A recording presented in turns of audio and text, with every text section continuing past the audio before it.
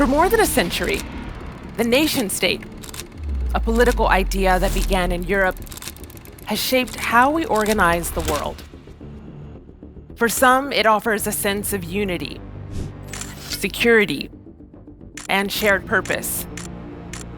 For others, it divides more than it connects. In this Doha Debates Town Hall, in partnership with the Bradford Literature Festival, we're asking, where does national belonging really come from?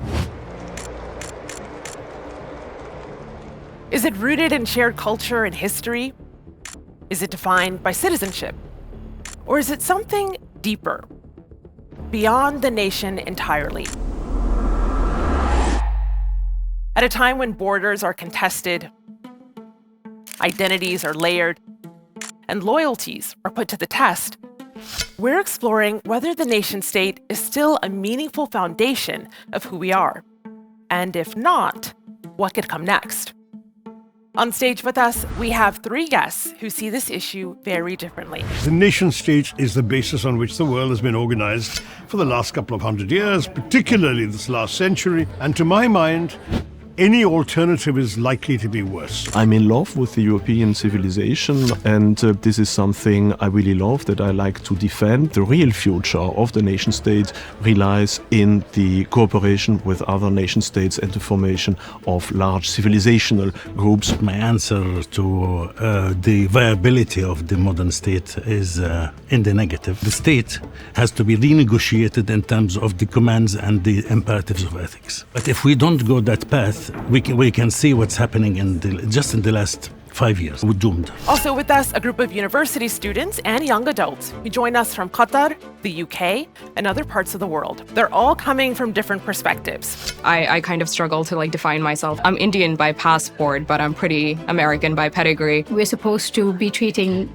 people who are coming from different communities to know each other rather than vilifying or doing the othering thing with them. I'm glad that we have that space to tell our stories and relate it to broader problems that we have today. And today, we'll engage in a challenging yet respectful Majlis-style debate centered around truth-seeking. I'm Malika Bilal, and this is the Doha Debates Town Hall.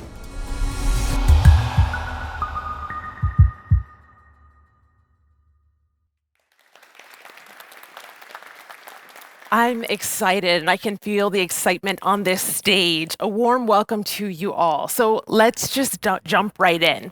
I'd like to begin by taking the pulse of our on-stage audience here. Will, I'm going to start with you. Welcome, Will. You are from the UK. Do you feel like you truly belong to this country that you call home? I think day by day it changes. One of the best things about this country in the last few decades has been the multicultural experiment, where on your street you can see people from all walks of life, from different perspectives, different value systems.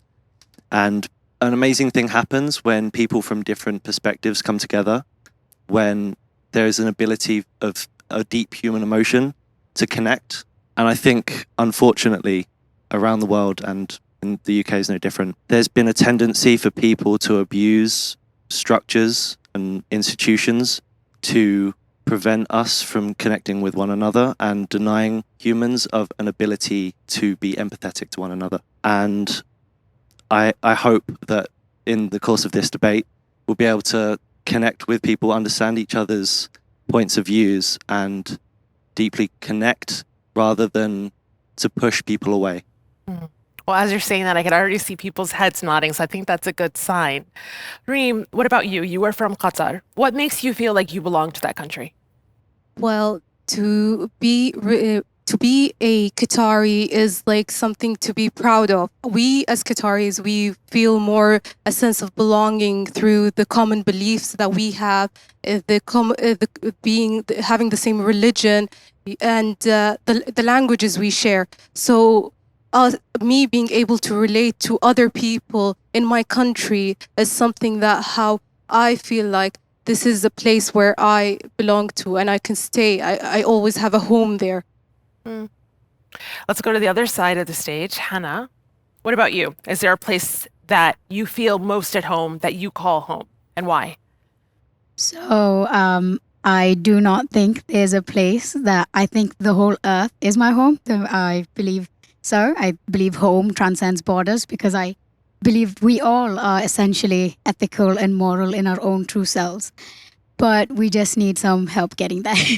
And whether I feel belonging to India or not, I would say a quite crisp no, because as a Muslim, as that's very obvious, I feel like the state has stripped me of my agency, and I feel I bet other minority communities feel this way as well, but I just feel restricted, and I feel like I have to prove my loyalty more to the state and the constitution more than I have to feel loyalty, more than I am, or I'm not allowed to feel loyal to the moral set that I hold so dear to me. And I think we would love to explore, I would love to explore how we could be a universal, how we could think about a universal moral order and work towards that.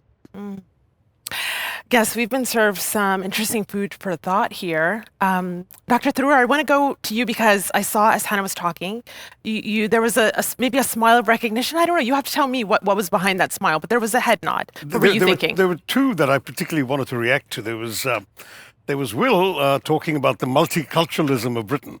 That in some ways is so amusing because when the British were an empire and they ruled people from all over the globe, those people were made to feel subjects and never equals or citizens. I remember an anecdote by a British writer as late as the 1940s, where he sat on a plane, there weren't too many planes in those days, next to a large, impressive black gentleman, and he asked him, which country in Africa are you from? And the man looked at him and said, moi, je suis français. Now, no British subject of any British colony who wasn't white, British and Christian would have been able to say, I'm British in those days. Today, there's been a dramatic change, and it shows in many ways how the world has evolved and Britain has changed. And then I was reacting to my young compatriot here who mentioned she's from India, and her loyalty question. That troubles me. I'm sad about that because my entire notion of Indianness is one where no one should feel excluded on the grounds of religion, nationality, ethnicity, language, or region, because the entire idea of India as a state is one that incorporates all of these. So if you've been made to feel that way, I'm very sorry. It shouldn't have happened. But, as recently as our most recent clash with Pakistan, it was rather pointedly, the daily Indian briefings were given by two women officers, one of whom was a Muslim woman. So the whole idea was that India was projecting precisely its own diversity, and this wasn't about India, Pakistan, or Hindu-Muslim, it was about India versus terrorism. So there's always been in India the sense that everyone is equal, everyone should belong. A sense. So we're going to unpack whether or not that's a reality, but I want to broaden this out a little bit because, Dr. Engels, we started with some real personal talks of home identity, where that is. I wonder for you, when you think about your own nation, is it identity mainly based on a shared history and traditions, or is it a commitment to shared civic values? I'm thinking democracy, I'm thinking individual rights. How do you define that for yourself? I'm not always sure if I'm really the right person to be on this plateau, as I'm a Belgian. So speaking about nation state as being a Belgian is not very easy because we don't have a nation state. So when you also ask this question, do you feel at home? It's very complicated also for me to respond to that. I would say that, of course, I feel a human being and I really like sharing all that the different civilizations have to teach to us. But I think that my main identity would probably be that of a European. I feel deeply European.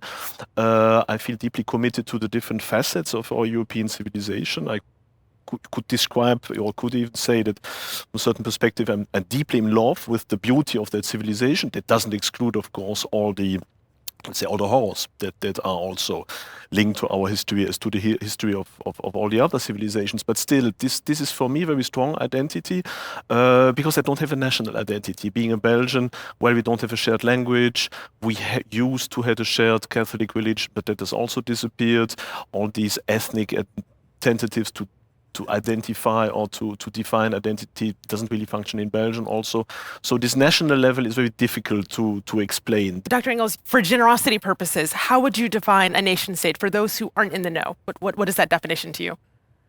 Well, a definition in the past, if you read, for example, the Greeks, if you read what Herodotus had to say about the nation state, he would say it is a community of a common ethnos, so the genetic family clan makeup, of a common religion, of a common language, and of common customs. That is the full package of that. Of course, there are not many European nation states who even fit that criteria, these different criteria. But basically, this is the idea that was behind that. There's a commonality of language, of descent, of common history, you could say, of religion, of customs. And for some nation state that works. Like for Poland, that works. For Czechia or Slovakia or Hungary, that works. For Germany, a bit less, as there are other German-speaking nation states. For France also a bit less. But that's the general idea. But to it's not the only idea, right, David? It's not the only idea of the nation state. There is the idea of civic nationalism, which rests on a constitution, institutions for a common territory, and does not require a common ethnicity, common religion, common language. And that's what the Indian nationalism idea is. That's the American nationalism idea too, in many ways. That's what in the late 18th and then in the 19th century then became the juridical framework that tried to define the nation, because these other definitions became more and more fuzzy, because religion was less and less important, ethnicity seemed also a bit dubious, well, language and customs still were there.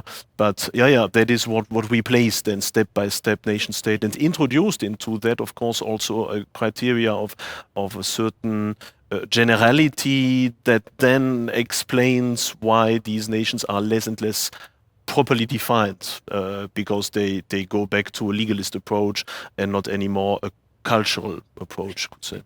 Dr. Hallaq, I want to bring you in here. You heard about the commonalities.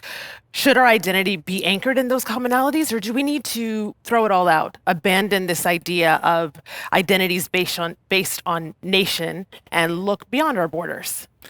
Well, let me begin by saying that I'm a Palestinian, so I have no state. I have never known what a state that I belong to means. And I believe probably because of this, I've been, fortuitously or not, been positioned in a way that I am a critic of the whole idea, and I look at it totally differently. First, you ask for a definition. The nation state is a modern entity that starts after the 1600, specifically after 1650, that managed to cultivate the power, enough power to declare itself for the first time in human history as sovereign. Sovereignty means that it has the power over life and death. In other words, the first thing we need to know about the modern nation state is not that it has this mythical homogeneity of there's no homogeneity anywhere, especially nowadays. But it never existed actually in history.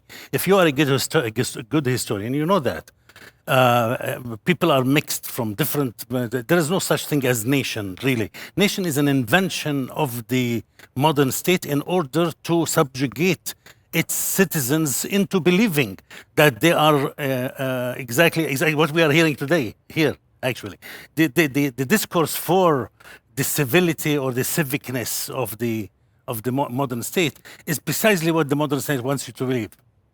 So this is the first thing. So I would think that we need to look at it analytically. First, history is extremely important. To study European history from the 14th, 15th century onwards is an extremely important. If you want to understand what the state is, you need to start there. And then you discover that around 1650, things begin to come to the surface. They have already been baking before, but 1650 things become to the surface. There is something of a kind of a state that emerges that has not been known before in history. Now, the thing about this, which is very central to the whole idea, is that states, that state of the 1650 on, had some commonality with what we call government. Now, we shouldn't be confusing governing or government with state. Every complex society had a government, from China to India to the Muslim world, everywhere. But not a single one of them had a state. A state is an exclusive European production. And so that is a crucial fact. And when it develops this idea of sovereignty, it also decided that actually we are going to be producing the nation. It is an invention. The nation is an invention. It's not a real thing. There is no such thing as Indian nation. There is no such thing as even a Palestinian nation, which is actually much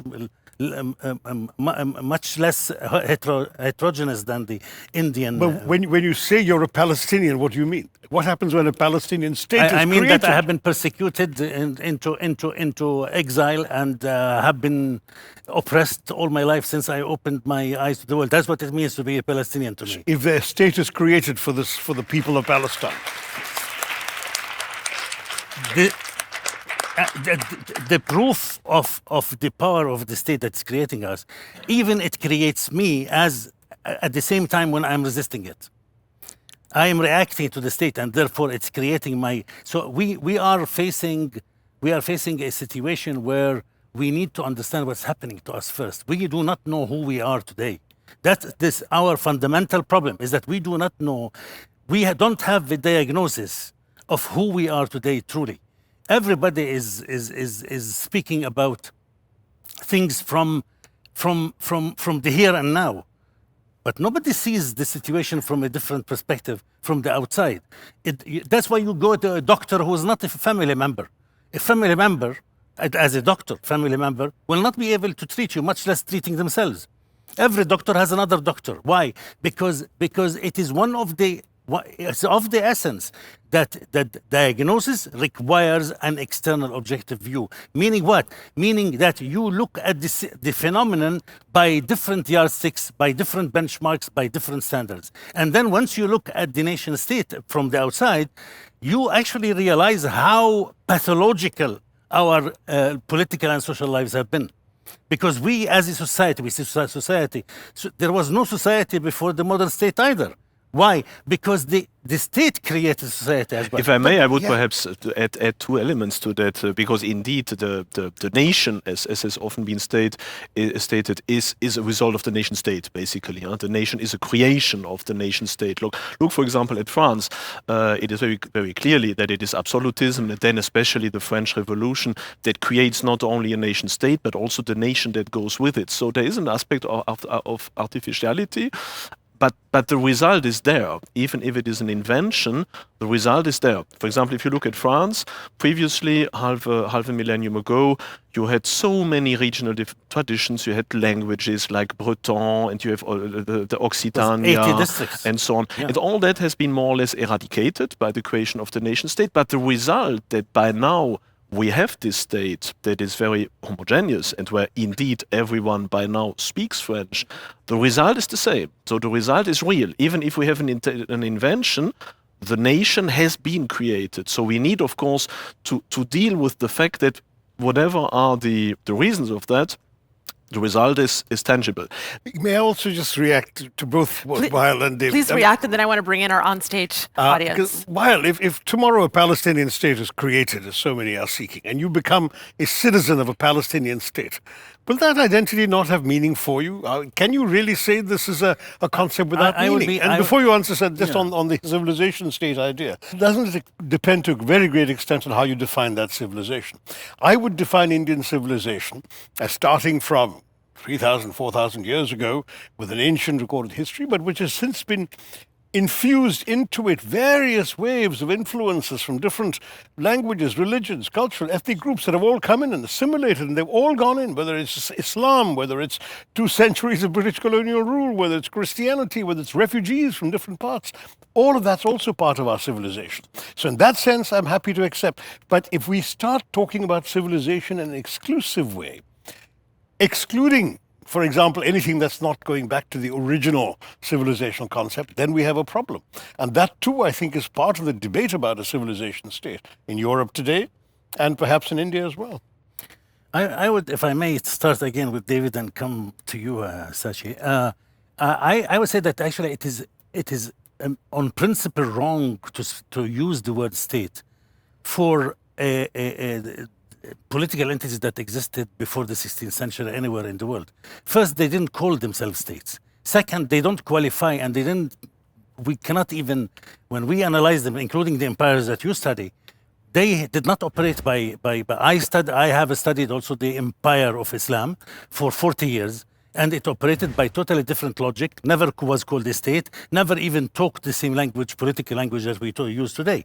But it had I just finished a book about the separation of powers and the rule of law in Islam, where in fact they never used a single word that corresponds to our understanding. But at the same time, they built a robust system of separation of powers and the rule of law that actually we will do much better if we follow that example. That's how.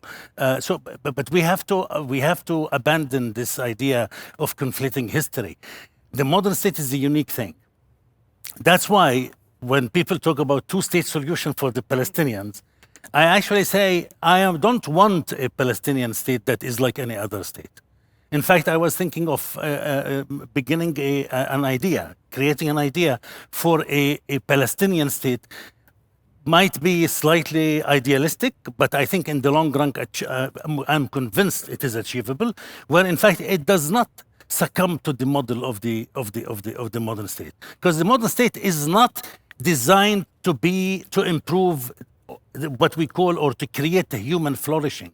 Human flourishing is antithetical to the state. The state, in fact, is this is when I heard your remark, Will, about not feeling whole here, and that you feel that there is this kind of the people who come to the UK give you a sense of community. That's precisely what the nation state does. It wants to create the nation, which is a political entity that can be sent to war, that can produce good economy, robust production of material wealth, etc. But it doesn't want anything that resembles a community, because once you start creating a community, you begin to develop loyalty for the community, which competes with the loyalty for the state. That's why all the states went after their own populations. For example, if you look at Libya, Egypt, and Israel, the three of them went after their Bedouin populations to settle them. What's wrong with Bedouin life? I wish I was born a Bedouin, because it is so much fun to be moving all the time. But they settled them, they forced them to have schools, to be educated, to create what? To create them as citizens. Meaning what? Separate individuals. That's why we are all individualistic today. That's why we are living in our bubbles. The community is dissolving. Even in the Muslim world, it is going down the drain slowly. Dr. Hallaq, I feel yes, like I'm sorry. No, don't say sorry. This is wonderful, and I feel like you're preaching to the choir. So I want the reactions I see on their face to come out via speaking. So a show of hands, John. Though I saw you nodding. I really want to know what you're thinking. Go ahead, John. Yes, I was particularly moved by the story of Dr. Hallaq as an exile, and I related to myself as a Filipino who's mostly lived in the diaspora and never knows where home is, because I've been estranged from my homeland for such a long time. And I've been imposed like particular definitions of what it means to be a Filipino, which I find completely toxic and completely alienates myself from them. But I wanted to ask Dr. Hallaq, since he made the nomadic Bedouin remark, right? Do you think it's better that individuals should live a life of exile or liminality? I think it was Edward Said, for example, who wrote on Reflections on Exile that exile is a horrific thing because you're deracinated from your own context. But at the same time, it gives you this liminality, the space to challenge the orthodoxy of home, right? Could you speak more about that? Well, I mean, that's true. Unfortunately, as what they say, if you want to make an omelet, you have to crack an egg. It's something, and when it's impossible without it. So when you are in exile already, then you become that kind of intellectual who sits outside of systems. As I said, I don't know what it means to some of my friends tell me, I want to go back to Germany. I want to go back to the Philippines. I want to go back to Indonesia because this is my country. I never understood what that meant. And so from that perspective, I lost a lot because I am a refugee in many ways and uprooted. But at the same time, I gained the critical edge in a sense. But that is the payoff perhaps of this. But not everybody is a critic. Not everybody is. To be outside of the community was, before the 19th century, for many people around the world, a sentence of death. Just to be taken out of a tribe or out of a big family, it was a sentence of death. This is why the idea of exile came up as a punishment. Exile is a punishment. Why? Because originally, it's now if you exile somebody, you'll say, oh, that's fine, I'll go tour another country. But in the old days, exile meaning literally snatching them out of their family, and that killed them sometimes. They prefer to die rather than be alienated and roaming in around the world. So I wouldn't say that this, for critical purposes, let's sacrifice few individuals, let them be exiles, and let them be critics because we need thinkers. But we cannot impose this on the entire community. We need thinkers, Mohammed. Thank you so much. But it's very, very important that we understand the episteme of the nation state. It's inherently a secular tradition born out of Christianity. And this is the concern. Christianity, the nation state are intrinsically linked because Christianity does not have a legal system. Christianity does not have a Juwayni or a Ghazali or a Shafi. It has to outsource its morality to secular humanism. And that's the concern. Christianity, the greatest gift Christianity gave Europe was the nation state, was secularism. And the problem is the nation state is not designed for you to be a moral human. It's not designed for you to be a good person because it can't define what good is. Secularism can't define good because it's constantly changing. And I also want to add something very, very interesting. Classically, we had a plurality of law. Wherever you went in the Islamic tradition, there was a plurality of legal system. If you're born in a country, you are forced to accept the legal tradition of that state. You've got no choice. Now, in the Islamic tradition, la iqra fi din. There's no compulsion in religion. Lakum dinakum waliya din. You have your religion and I have ours. And in Islam, you respect Ahl al-Kitab. The nation state does not give you that. You respect our law, you join our law. If not, here's the prison. You could say from a certain point of view that the nation state was also the death sentence of Christianity. I mean, I wouldn't really consider that the nation state was the gift of Christianity. If we look at history, especially at European history, and if we assume, as I do, for example, that European civilization starts somewhere with the Carolingians, with the Renovatio Imperii and so on, then you have, broadly speaking, 1,000 years of Christian civilization called the Middle Ages, where basically the state as such didn't exist, where we had rather things like these personal communities. You also outlined. So authority not going through state structures and institutions, but rather through an individual link to your feudal master, and then in the end to the king, to the emperor, to the pope, and so on. So these were deeply individual relations, and Christianity, you could say, thrived, especially in this situation where it was not necessarily linked to state structures, but rather infused the entire society.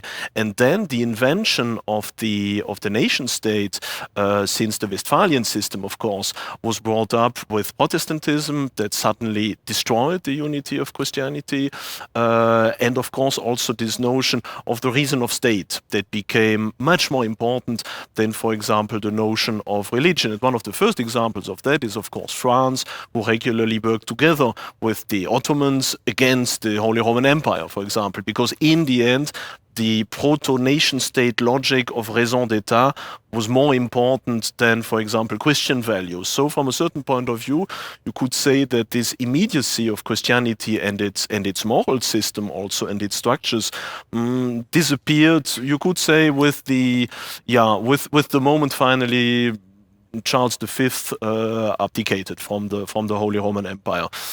So I think that needs to be strongly separate. Of course, then later the nation state then instrumentalizes aspects of Christianity, like in colonialism, where the missionaries are used also in order to couple this idea of civilizational superiority to one of religious superiority.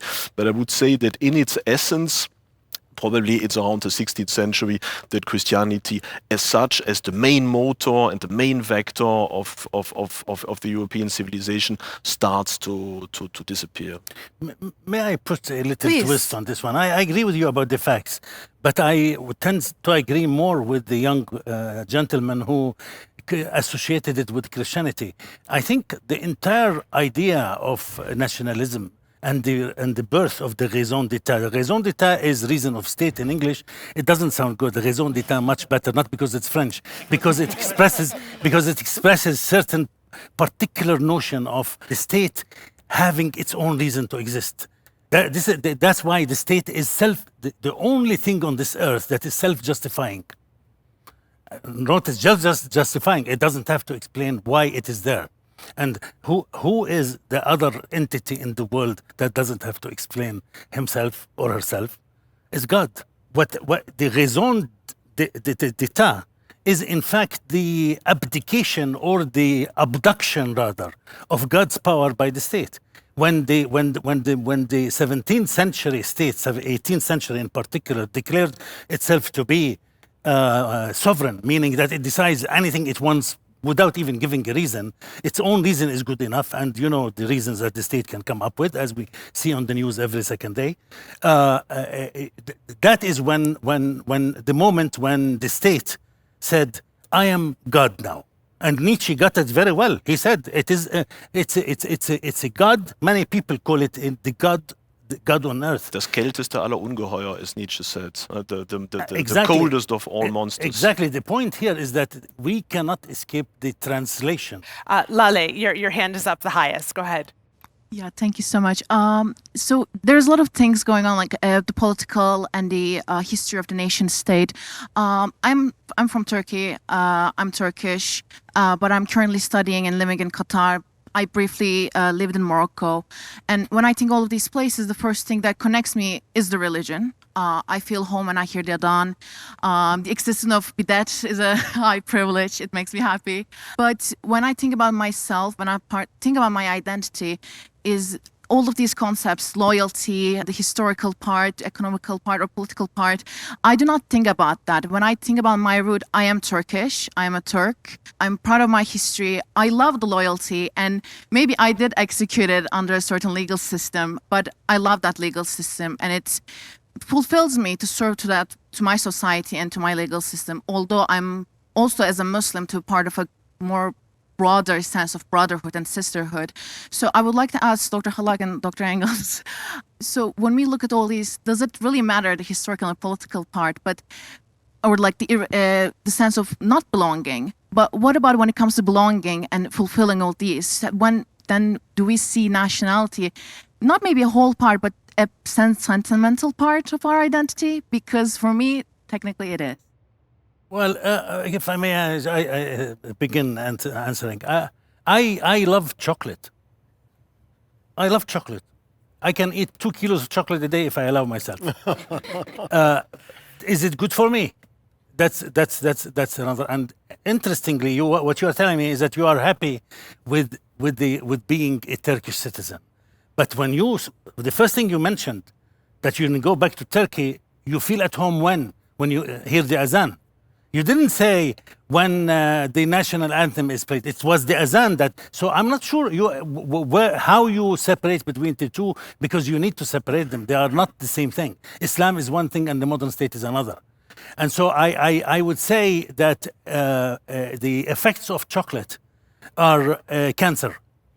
The effects of this sense of belonging, feeling that you have a nation is at the end of the day, when things don't go well, and when you go back to Istanbul, and God forbid may not happen at all, then there is a certain war, then the ugliness of nationalism comes in.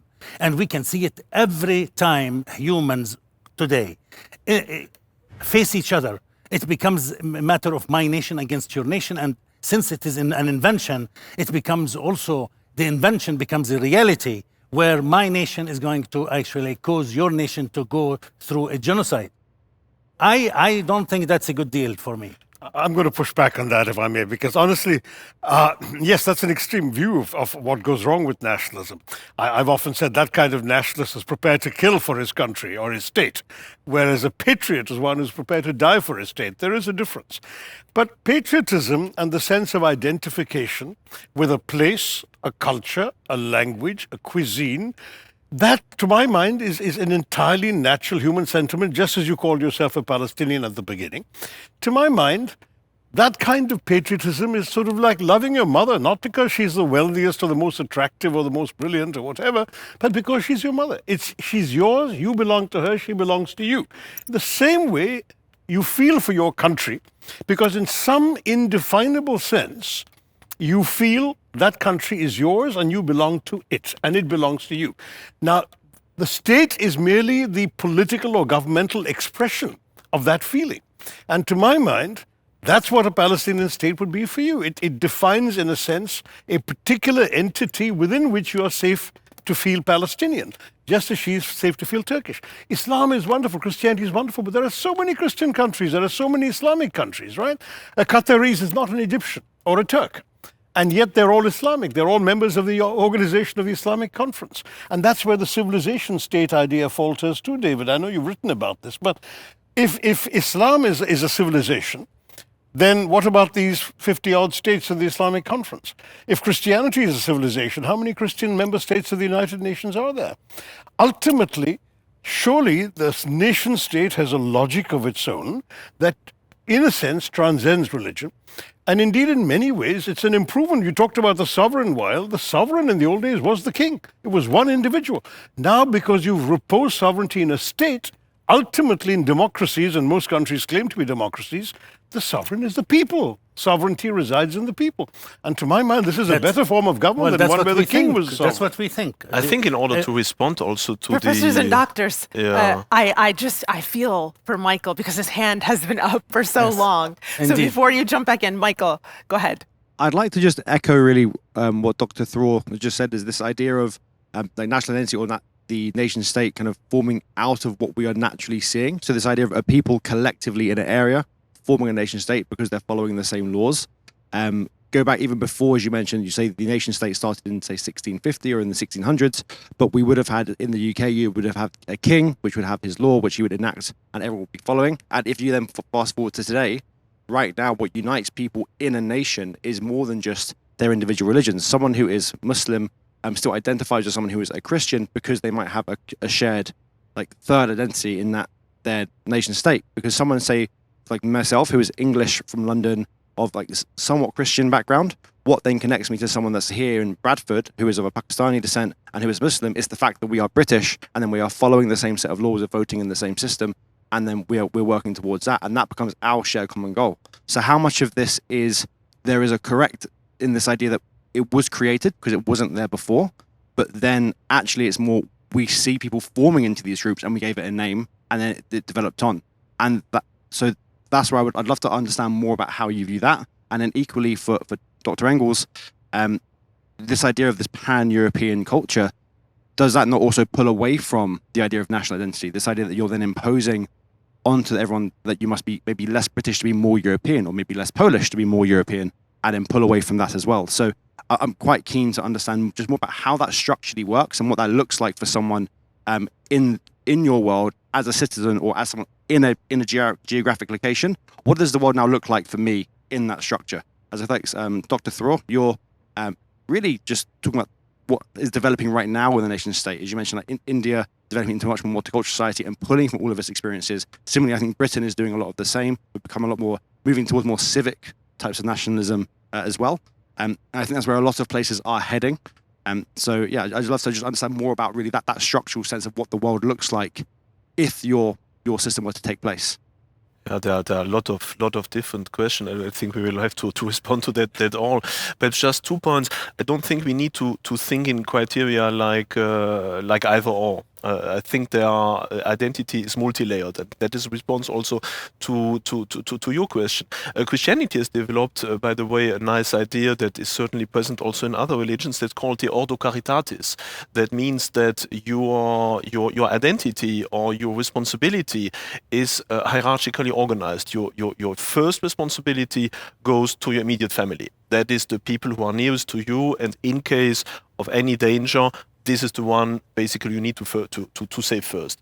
Then, of course, it becomes larger and larger. That's your clan, your village, your region, your nation state, your religion or your civilization, and then of course humanity. But these are the different layers of this organized charity. That's what Ordo Caritatis means. And so these are layers that do not necessarily exclude each other, but they explain why you have this feeling of belonging when you go back to a region where one speaks your language, where you feel at last at home again. I'm living in Poland, for example, for 7 years by now without being Polish. And there are many things, of course, why I feel at home, because Poland is part of the European civilization, but still they have another language. But still, when I go to a Catholic church, I feel at home because I'm a Catholic myself, and so forth. So there are these different layers of belonging, and I share this, but perhaps not the others. But it's in different levels. And this is perhaps also the answer to what you brought forth when it comes to European civilization. We do not have to invent that one or to impose it on others, but it is there. And it is, I think, one of the tragedies of the European Union, that it has precisely destroyed that sense of beginning. In the 19th century, in the high times of nationalism, nobody in Germany or in France or in the UK or in Italy would have said we are not European. We are this idea of belonging to one civilization was very strong, especially in the 19th century, even though the nations hated themselves. Today we have this curious situation where on the one hand the nations have stopped to hate themselves, where we have even something like the European Union that unifies at least large parts of what the European civilization is on this continent. But on the other hand, it has done that on the basis of a rejection of the civilizational approach and on a unilateral reference only to human rights, which is absolutely important, but human rights which are shared also by the Japanese, by the Koreans, by so many other people, clearly not belonging to a typically European civilization. So it has lost this opportunity of insisting on the fact that yes, there is something that unites French and German and Poles, despite all their difference, that is there, that is perhaps, if we live within these civilizations, not absolutely within these societies, not so obvious, but that becomes obvious if you put a Frenchman, a German, and an English into a tourist car and drive them to China. Suddenly they will start speaking we Europeans, because they will feel that they have a lot of commonalities that they do not share, for example, with the Chinese. And this is not to say that one is better or not, that is not the point, but it's the point that such civilizations, I think they exist. Of course, how we define them, how they grow, how they include elements throughout history is another point. But I think they exist, and I don't think that anyone has to abandon his national identity in order to feel as a European patriot. What he should probably abandon, but I don't think that is a bad thing, is this form of historical resentment that's still there. Like the French always hate the Germans, or the English don't like the French. I mean, that can be used as some kind of amicable play between people who like each other, but this is something I think that we do not need anymore. That is something that should indeed disappear as much as possible in order to make it possible for us to understand what this is. But David, 100 years ago, a German would be somebody who's white, speaks German, and is Christian. Today, that German in your tourist car, or that Briton in your tourist car, that Frenchman in your tourist car might be of Chinese descent, and they might not feel so strange in China.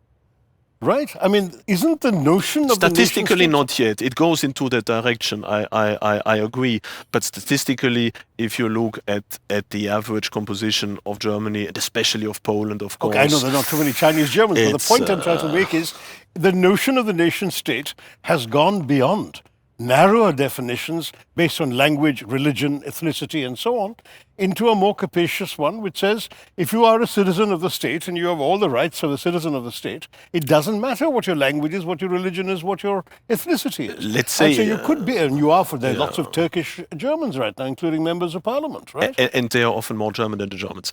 Some of my friends are. But still, yes, history is going into that direction. But we are very far from being there. To the contrary, for the moment, I rather see everywhere on the European continent the other tendency that is of having this impression that all that goes too swift, that purely human values are not a cement that is strong enough in order to create solidarity in times of crisis.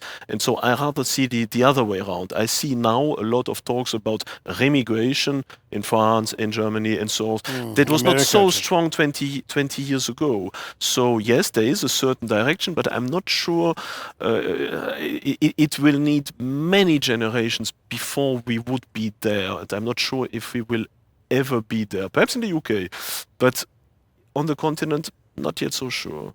Look at the faces on the stage. There are so many things this conversation has sparked. So I'm going to go a few at a time. Mohammed, Anjali, and Natalie.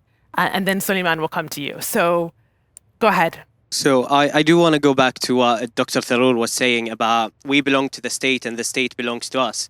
And saying that the nation state did develop into, beyond ethnicity and religion and all these kind of things. But at the same time, you also said that India enshrines civic rights in the constitution.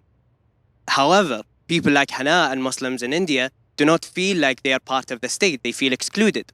So my question is, who does our patriotism and nationalism serve here? Because when India needed people like Hana, Muslims against Pakistan, they were there for India. But is India there for the people, for the Muslims inside that country? So is the nation state a viable solution still? Because I don't see it developing beyond ethnicity and religion and all these kind of things. What's the alternative? I mean, I spent 29 years in the UN defending the sovereignty of nation states because that actually was, it seemed to everybody, the most efficient as well as the most sensible way of organizing human beings in entities or units of governance. And they had to have rules on how to get along with each other, so they didn't actually disrespect each other's sovereignty, and they didn't violate borders, and they didn't therefore cross each other. Now, you can talk about other systems, and civilization state is an argument that is an alternative, but it seems to me the challenge with that is going to be precisely reconciling the national aspirations of people to have a sense of belonging or loyalty to an entity that they can understand and define and relate to. It can be based on territory, culture, climate, cuisine. It could be ethnicity and religion and language as well as part of it. But it seems to me that loyalty then has to be organized through laws, through systems, through politics, and ultimately through a system of government that we call a state. Short of that, how do people live except in chaos? The state is what stands between chaos and between us and anarchy. And therefore, the state has a role in organizing our lives. To my mind, as far as your earlier comment about Muslim Indians, India is a very big country. I'm afraid one can't quite generalize. I know an awful lot of Muslim Indians who wouldn't agree with that statement of Hanan's. But I'm sorry that even one Muslim feeling that way, to my mind, is sad. It shouldn't be the case. Everyone should feel, in a democracy particularly, they have the rights to express themselves and to defend themselves, organize themselves, and march forward. And many do. Millions do. We have 200 million Muslims in India. So it's not as if they can suddenly all feel disloyal or we wouldn't have a country left. Dr. Tharoor, your comments sparked a whole new slew of commentary from our onstage audience, I can see, but I want to go to Anjali, Natalie, and Suleiman first. Go ahead. Thank you. I want to echo what Dr. Tharoor said. I've fought for a long time in my life to stay true to my allegiance to India, which has been difficult because of how much time I've spent abroad. So while I'm Indian by passport, I've often struggled with the idea of being Indian by pedigree. I also want to say I do regrettably am also as pessimistic as you are, Dr. Hallaq, about the role of institutions within these states and how they prevent us from having that sense of belonging to our communities. I do think, though, a lot of what we've discussed today, a lot of the problems that we've discussed today within states is actually a problem of policy, which is not, which is different. I think a lot of times when certain people within the Indian state don't feel a sense of belonging, it's coming from a place of narrowly defined ideas of what it means to be an Indian. If you want to, and it cannot happen without a secular state. If India, as it's going now, decides to become a Hindu Rashtra or Hindu nation, then there's going to be even more alienation than what we feel today. But I do think a lot of the issues that you have brought up so far can be eliminated if policies have been changed to be more broad, to define what an Indian means in more broader terms and not narrow it down to, an Indian is mostly a Hindu because that's what the majority religion is. I personally relate a lot more to my Muslim Indian friends in Qatar. And I think the allegiance to community is not trumped by the allegiance to the nation for me personally, because it actually has diversified what community means for me. So, you can be an Indian Muslim Hana and I can be an Indian Hindu, but I would still connect with you far better than I would connect to a white German, because we still have that commonality between us. That's right. I mean, the whole idea of Indian nationhood, you can be a proud Muslim, a proud Indian, a proud Bengali, a proud Keralite, a proud whatever. And all those identities are kept safe by this identity that the Indian state privileges and whose flag I wear proudly on my chest. It's simply a way of keeping all of these identities, that leaving you safe to be who you want to be within that larger identity. Isn't that violated violently by the number of genocides against minorities around the world? I mean, you are giving me you are giving me an ideal picture of what the nation state does. Ought to be. Ought to. Even that's worse. Ought to. Well, that's not enough. I think. Well, nobody's perfect. We're all striving towards that, aren't we? You are right, but I think we need to understand, because I want to come back to the question of the gentleman and an earlier comments, is that I don't think we understand the difference between, for example, as you raised an interesting, very important point, between, let's say, Islamic governance, Islamic rule for 1,200 years, and let's say the modern state. The oath is facing major challenges by the genocides, by the minorities, and the miserable experience they have in all around the world, not only in India. India is only doing what the modern nation state does. This is an important thing to do, to say. It's not only India.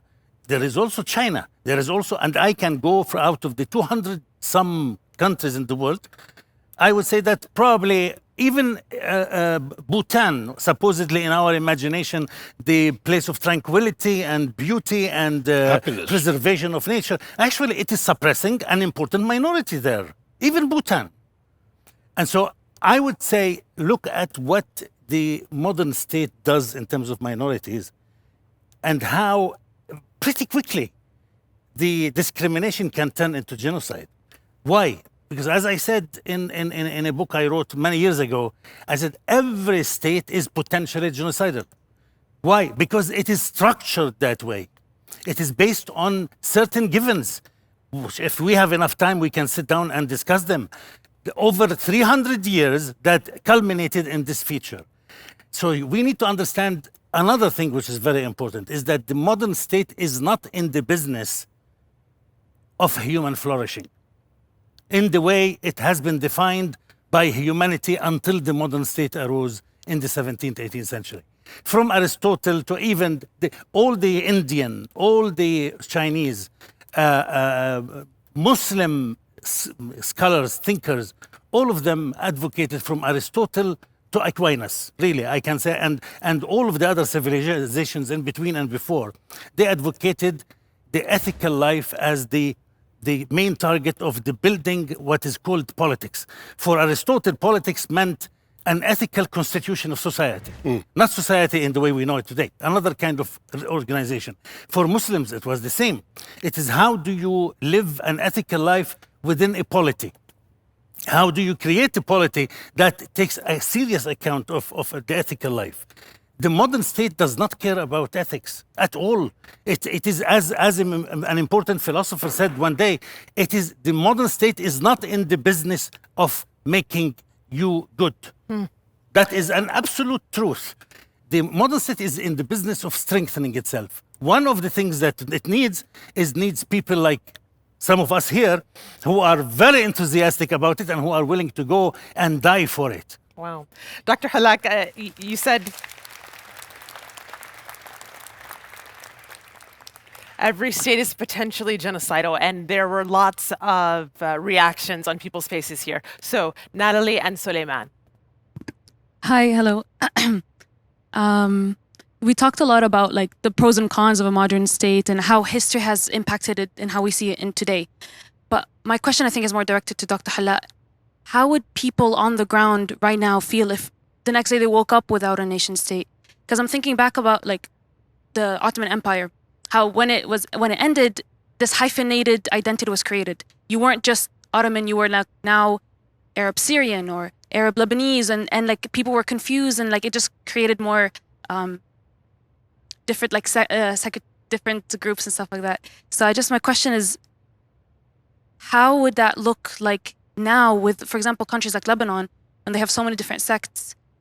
How would that reflect to them now, and wouldn't that create just more confusion and more distance? Well, the Ottoman Empire, until it reached the in 1922 elimination of the previous system totally, last step, really, the last nail in the coffin, it started in 1826. And it took one full century to accomplish it. So there is no such thing as it took a long time, from 1826 until 1922 for the basically abolishment of the old system. Okay, so the other thing on principle, and this is part of what my ideas are. It is an integral part to my entire project. Is that there shall be no violence or revolution in anything we try to change, because it will backfire all the time. Revolutions don't work. Revolutions create sudden change and confusion and authoritarianism, and then it will have to be, we pay the price later. I would say that, as I said before, it's a project of education. We need all of us to be aware. The first thing we need to do is convince our fellow citizens that they need to rethink that situation. Once they start rethinking it, once they start debating it with others, in 50, 70, 80 years from now, things will be different, because remember, Europe exited from dark ages of Christianity and the tyranny of the emperor, the absolutism, by literally slowly. It was a very slow project. Started in the 15th century, meaning 1450, and accelerated until the 18th century, when you begin to see some substantial results. And so I am not saying that we have to go and that would be totally insane, and not to mention dangerous. But if we create a sense of debate like we are doing here, which is really one of the most precious fora that you can discuss things like this has to be repeated everywhere, just for the sake of learning. I'm not saying that we need to learning. We begin to change a little bit. Once a bug is planted in the mind, that's one thing you cannot extract. And that is what learning is to plant a bug that makes you think about other things, and hopefully collectively in 50, 70 years from now, we will catch ourselves and kind of exiting from where we are heading. We are heading to a very dangerous place, hugely because of the state. Suleiman and Tura. First of all, I'm absolutely loving this conversation. I think it's brilliant. And I think my question would be directed to Dr. Tharoor. And that would be, do we dare not dream? Now, I see Dr. Hallaq, I see Dr. Engels. Both of them are bringing new ideas to the forefront. For thousands of years, as you said, you come from a rich culture, a rich Indian culture, thousands of years of history, of political organization, of how humans organize societies. Are we really in our final form of political organization? Is there nothing more? I think it depends on what the political organization enables you to do. If it enables you to fulfill your human potential, if it enables you to be the best that you can be, if it enables you to flourish and thrive, it may well be nothing is perfect, but it may well be the best form of organization we have available. I'd like states to be places not that are genocidal ones, but states that are enablers, that empower you, that give the individual citizen the autonomy and the agency to be able to craft their own futures and shape their own destinies. That's why democracy was such an indispensable part of the project of creating an Indian state, why it was written into the Constitution. When I speak of civic nationalism, I'm speaking precisely about an Indian nationalism that is anchored in institutions that are open and accessible to all, in a constitution that grants and protects equal rights for everybody, and of course in systems that give everyone the opportunity to flower and find their future.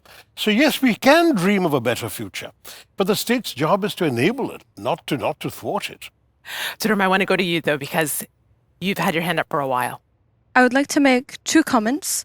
First of all, when we say that we want a nation state, we have to acknowledge the fact that people will be excluded regardless.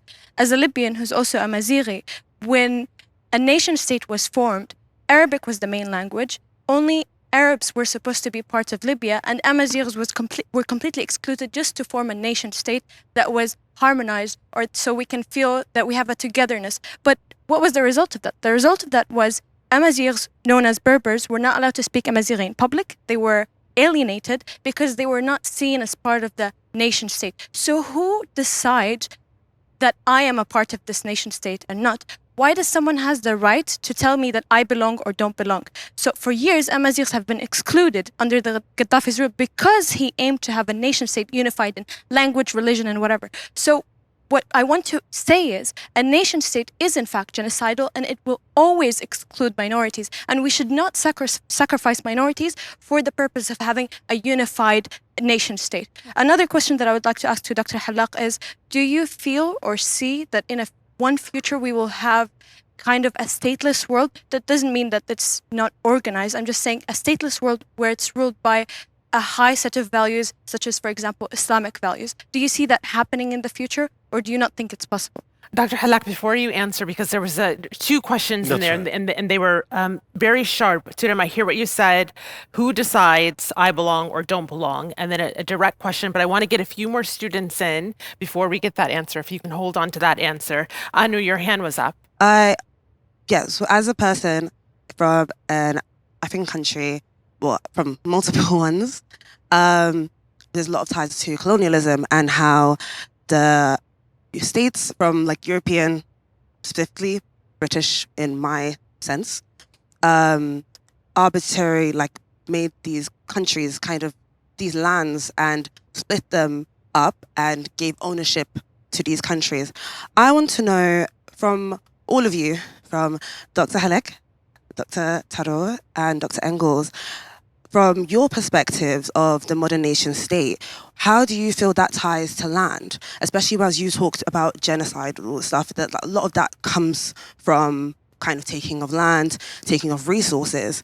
And that is a lot of the reason why colonialism kind of happened. I kind of want to know, where do you think that would like go? How do you think, from your perspective, land ties to your view of the modern nation state? Anu, thank you for that. Before we get an answer, and I'm writing it down so we don't forget, how does it tie to land? I'd like to hear from Hana and Tafsia. So I would like to thank Dr. Tharoor for his kind diplomatic apology, but I believe we all deserve more than that. And so firstly, it's a very nice idea to say civic nationalism, unity and diversity. It's very flowery and butterflies. But while you also mentioned that one of the colonels in the armed attack that was perpetrated on Pakistan was Muslim, and you said it as a justification that we're all in this together, and you are inherently assuming by that comment that the 1.3 billion population of India are on board with that attack that happened on Pakistan. And you also assume that if someone had to ask for an anti-war, for someone to ask for a independent fact-checking investigation on what exactly happened in Pahalgam, that would be inherently anti-state. And that would be also called sedition. And I might also return to India and have a draconian law imposed on me and put into jail without trial. And that is what I think Wael Hallaq says, that the nation state is inherently violent. It exists to subjugate, and I haven't felt anything but subjugation under the unity of diversity slogan that we often say that we live by. And I would like to also mention Anjali's comment. As opposed to seeing Anjali as a fellow Indian citizen, Anjali has lived abroad as well most of her life. I would like to say that I see Anjali as a global citizen. I see her as a human, and I see her as a sister more than I see her as an Indian citizen. And that's how I ultimately prefer saying everyone in this room today. Dr. Tharoor, hold on to your answer.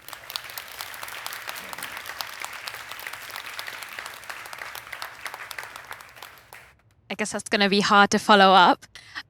So apologies, but I guess maybe I would ask maybe a slightly different question, kind of maybe going back to the original talks. I'll say the question first, which is, I guess I would like to discuss this idea of what is community, right? I do want to hear more about this new world order, because I think I want people to be more ethical and more moral and strive for that in their daily lives. But I guess part of this discussion has been like, what's the definition of a nation state? And I agree with some of my peers who've kind of said it's just a natural organization of humans. You know, you start off kind of at a low level, who's around you. You get bigger within your local councils, for example, within the UK. And then, you maybe have a governmental body, like the NHS came from, I think, firefighters getting together to kind of have a national service to kind of get people to doctors. And that kind of expands from there. So, I mean, and this leads into some of the more important topics, such as where does genocide come from, right? It's not just one government organization that decides, you know what, these are the people that need to die. It usually comes from individual people, maybe from their religious ideals.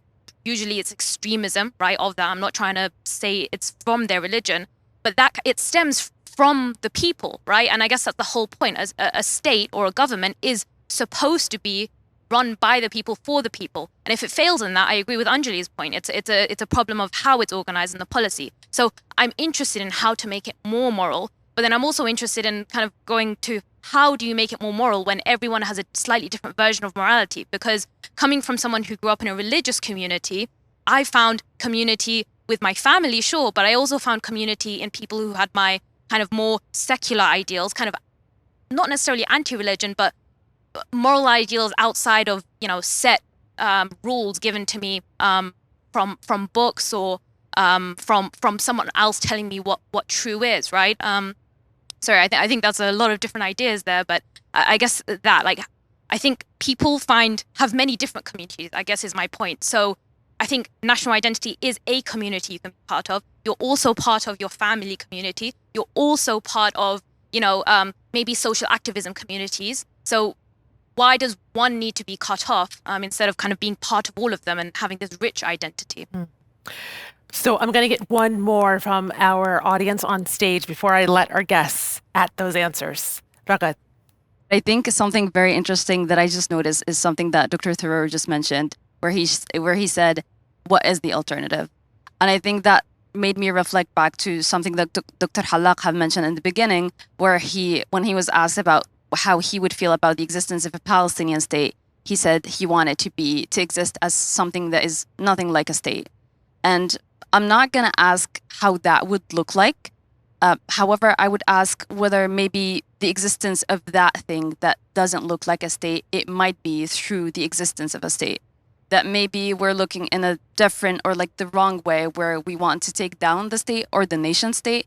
Rather, we can reach that position through the existence of a state, through, as you said, slow like steps through the existence of a state towards achieving that. Because I believe this conversation is, as much as it is quite intriguing and it's very productive, it could be kind of dissociated with a lot of humans that out like of academia and out of that academic discussion of okay, that all makes sense. However, how do we reach that?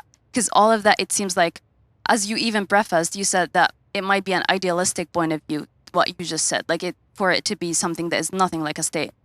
So given that a lot of people on both sides of the spectrum would agree that it is very idealistic, would you see that maybe the way to reach to that thing is through the existence of a state and through maybe, I'm not undermining like decolonialism and to completely deconstruct a system to build it and to go away from colonialism, but maybe the way to do that is through slow steps through the existence of a state, and rather than taking down the state, you just try through steps from the existence of that state to reach that point.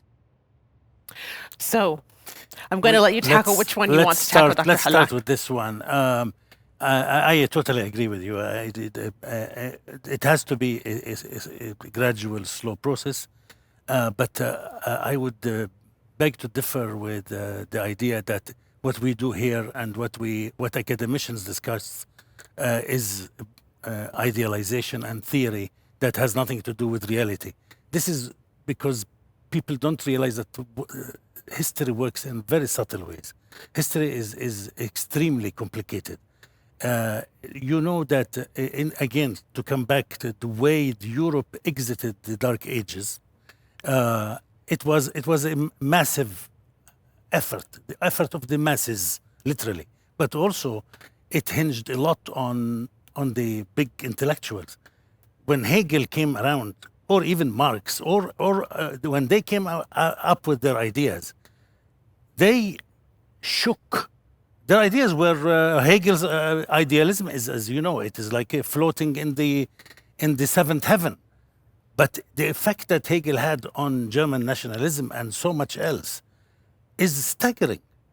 Not only Hegel. I mean, I can name anything from supposedly Copernicus was really, it's a kind of a big invention there, if not a big lie. But I would say from Descartes on, every big name had at the time their system was idealistic. The same way I'm talking now, it seems like a bit not realistic, and as would Dr. Tharoor would define it. But I think the reception of these ideas among the young is very impressive. And I think that's when they pick up the germ of the idea and start thinking for themselves. And I have no plan, a specific plan, for any kind of, a better state. I wouldn't even call it state. It says stateless. Somebody said stateless. But once we say state, we are still in this structure. I think we have to think about something else. But there is no such thing as idealism in the world. There is something called bug. That's it, a bug that you see outside. You say, okay, well, it's outside. It doesn't, but the bug will stick somewhere. As for land, you put your hand finger on one of the most important factors for the ambitions of the modern state, which is intrinsically colonialist. Another thing, modern state is intrinsically colonialist. Europe created the modern state out of colonialism, and colonialism created the state in the rest of the world. And the first thing the state wants its power. It's either by recruiting and conscripting the population to build the economic power and the military power of the state, or taking the lands of other people. Now, there are two kinds of populations insofar as the modern state is concerned. It's either a population that can be converted, literally converted, meaning making them part of us. In other words, we're talking about the inclusiveness that my two good colleagues were mentioning. Or if they are not convertible, like the Palestinians insofar as Israel's Zionist ideology is concerned, nobody is convertible, especially the Palestinians. They will never become Jewish what's the solution? Genocide. It worked from the end of the 19th century until now. And I must remind everybody here that the genocide is the work of the modern state because it's also modern. There were no genocides before the end of the 19th century. All right, I'm going to try to come back Dr. on Tharoor. this because I simply, though you've typecast me as a realist in this discussion, I don't believe that the nation state is incompatible with idealism. As you rightly said, we all have multiple identities. The identities are deriving from everything, the color of our skin, our gender, our fondness for certain kinds of... I have a shared identity with Wael as chocolate lovers, okay? I mean, I have a shared identity with Hanan as an Indian. I have a shared identity with Will as a man. I mean, you can have identities across various things. Religion can be an identifying factor. But at the end of the day, the state is not compatible with the common humanity. I spent 29 years serving our common humanity without ever losing my nationality. In fact, the UN required to know my nationality, my passport, my identity in that purpose. But in the course of my work, my nationality didn't define me. The people I was working with, it was their qualities, it was their expertise, is what they could contribute. Not whether they were Japanese or Korean or British that mattered. And we worked together with people of different nationalities, including nationalities that had been at times hostile to each other. So all of these things mean that you can rise above any narrow identity when you subsume it into something else. Yes, you might share a gender identity with Anjali. You might share a religious identity with Suleiman. I'm just making it up. But the point is that each of them connect with you as who they are, and you can still both aspire for something good for everyone.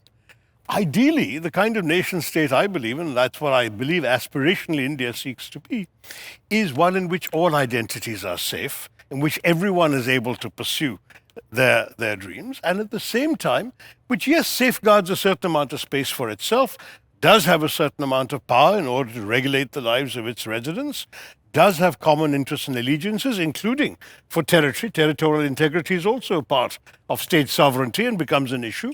And yes, that's one. There are clashes with other states that lay claim on your territory and you lay claim on theirs, and this becomes an issue. Granted.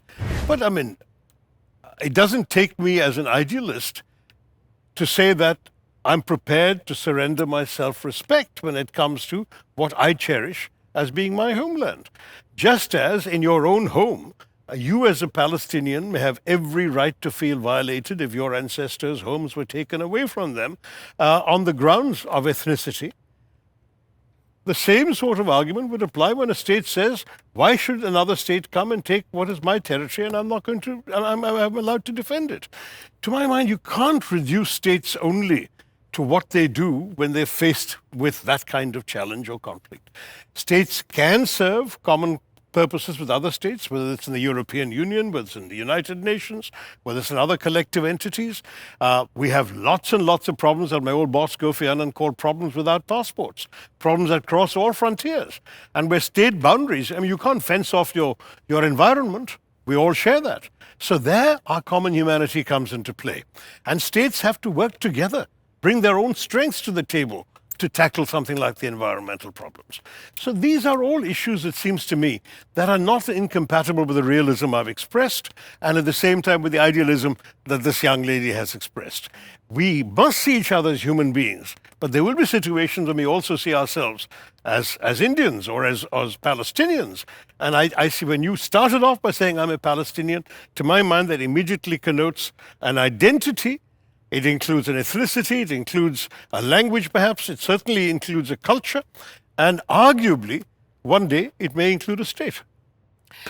Perhaps to... Dr. Engels, I'm going to give the floor to you next, but I want to lay the ground here because this has been a great debate, electrifying.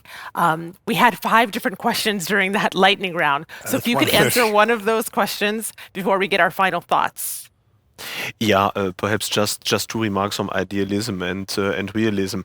Ideals are very ambiguous, of course. On the one hand, we need ideals, we need regulative ideas that we know even through difficult times. We need to go somewhere to have this ideal utopia we want to reach that is important. Of course, on the other hand, many ideals, if we try to implement them on the scene, and that's why I join also your admonition against revolution, can lead to catastrophes. Think about the French Revolution. It started with this idea of fraternité, égalité, liberté, led very soon to catastrophes, and arguably one of the first genocides in European history, that of the Vendéens, the royalists in the Vendée, where literally 100,000 and even more people were systematically eradicated because they didn't express their allegiance to the republic. So we see where all that can go. So realism on the other hand,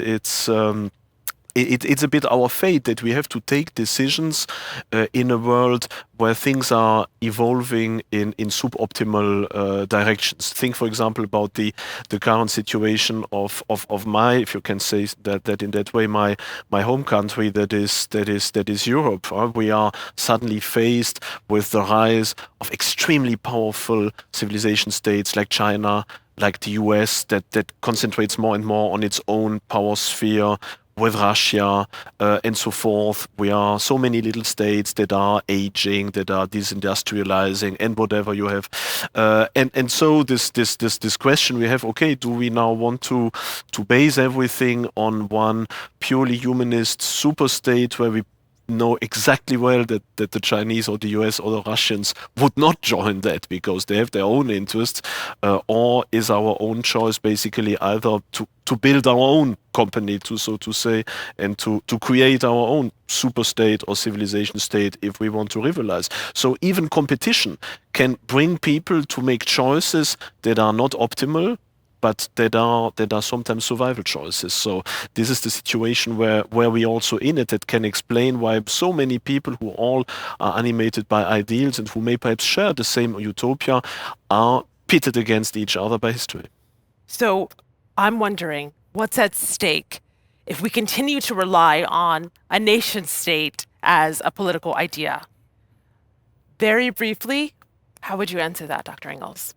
It's the organization of a functioning society, and the question what would be the alternative. And I think that for the moment the only alternatives I can see is for the European context is either fragmentation, and we already have a lot of nation states that are at the brink of fragmenting. Think about the UK with Scotland, think about Spain with the Catalans and so on, or the Bretons or the people from Corsica. So fragmentation is one alternative. The other alternative basically would be a pan-European cooperation in order to form something that would be broadly in competition with the others and that could survive. I think that is at stake as the alternatives. And I think the nation state in itself is probably one way or the other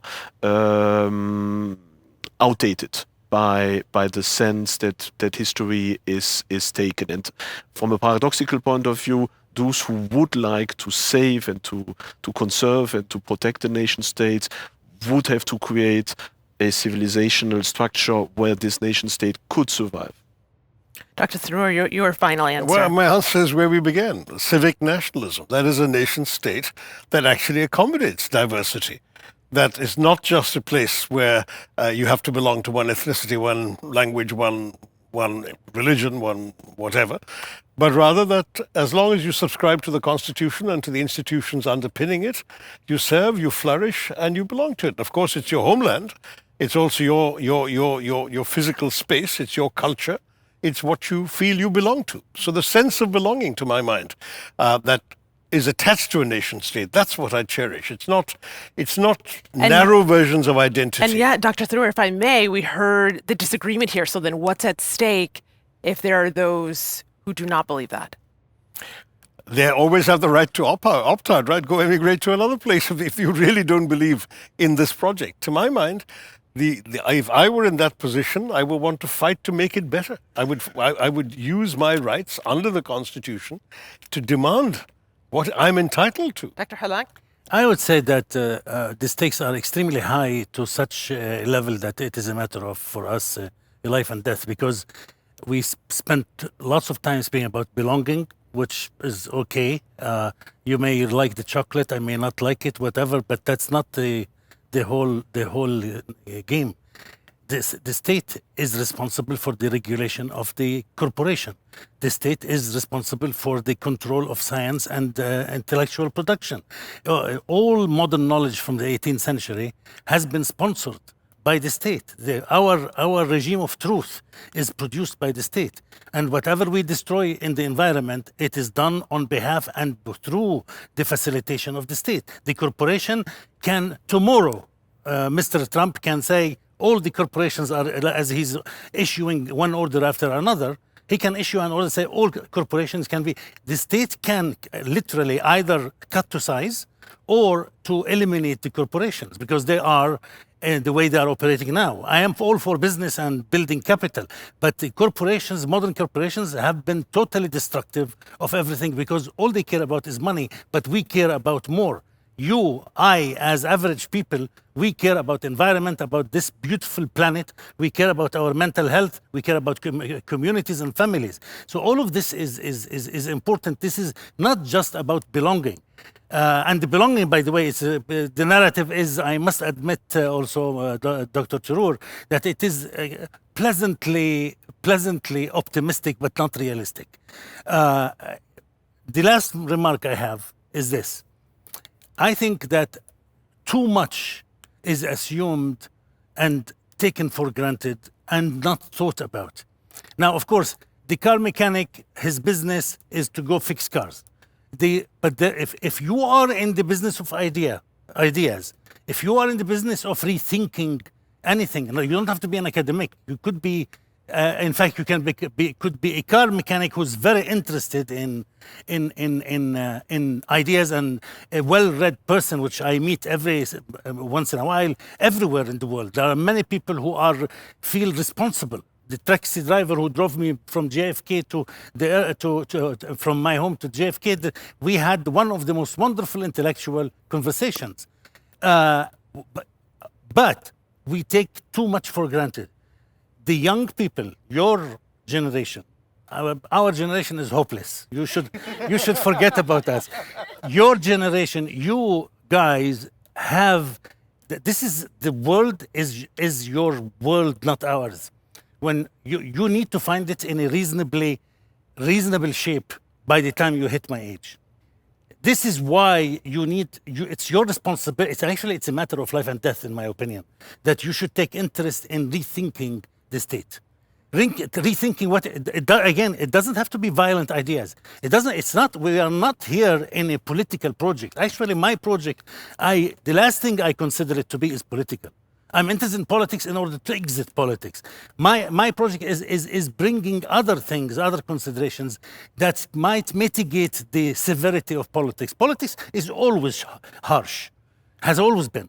But what we now lack is that there is no balance. We are only in politics. We need something to counter this kind of an antidote.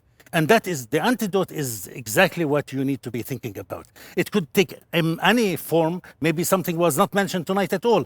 But the fact is that you have to pursue this. It's your duty. In fact, in general terms, religious duty to do this. But what is your alternative? Sorry? What is your alternative? What's happening here in Bradford is unlike anything that I have seen in a very long time. And so I thank all of you for being part of this.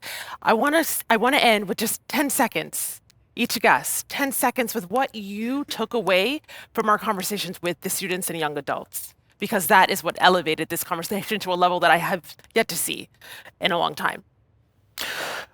The sometimes amazing fact to see that whatever civilization we belong to, we are all asking the same question. We are all trying to define solidarity, civilization, belonging, nation in a way that is very similar, or rather, even if we disagree on many things, the fact to develop these different positions does not belong just to one civilization, but finally to all of civilizations. So we are joined in this together in this huge discussion, and I like that very much.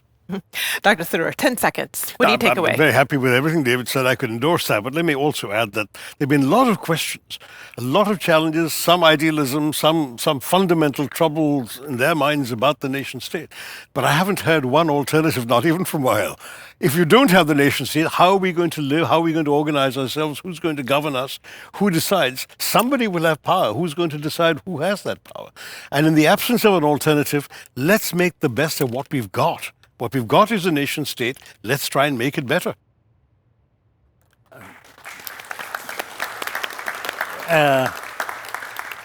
Amen to that. I agree with this last part.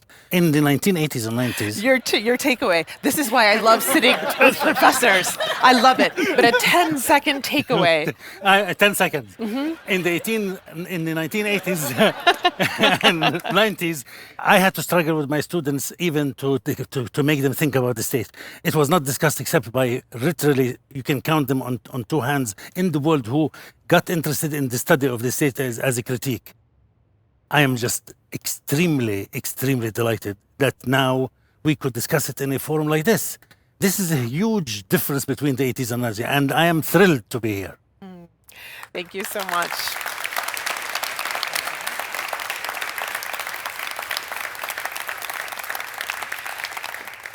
That brings us to the end of this Doha Debates Town Hall. We would like to thank our partner and host, Bradford Literature Festival, and thank you to Qatar Foundation for bringing us all together. Of course, this majlis would not be possible without you, our audience here in Bradford and our viewers around the world. We sought out truth and understanding. We heard powerful ideas, sharp arguments, personal reflections, but the conversation doesn't have to end here. It is now your turn. What does national identity mean to you? Share your thoughts in the comments and let's keep this conversation going. And thank you once again.